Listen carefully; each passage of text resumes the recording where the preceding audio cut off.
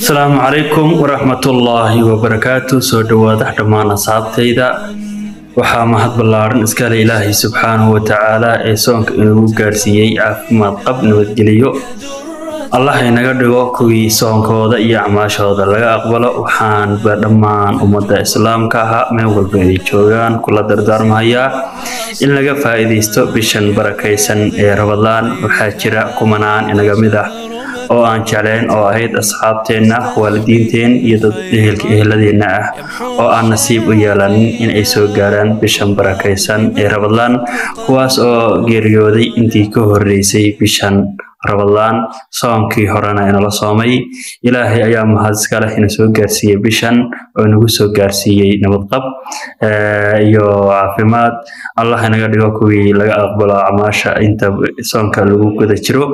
Allah inaga dhigo kuwii ku kulma jannatul firdaws maalinta yawmul qiyaame. Inta ka bacdi walaalayaal, waxaan dhammaan ummadda islaamka ah meel walba ay joogaan ku dhiirigelinayaa oo u wacyigelinayaa in ay ka warhayaan ummadda masaakiinta ee danyarta ah ee haysanin oo waxay ku afuraan. bishan waa bil ajir badan oo khayr badan oo acmaasheeda aan inaba soo koobi karin. marka in laga warhayo dadka jilicsan ee haysanin waxay ku afuraan, haddii ahaan lahayd danyar, haddii ahaan lahaayeen agoon. dadka islaamka ah ee deriskooda ka warhayaan qofka deriskaaga aad ka warhayso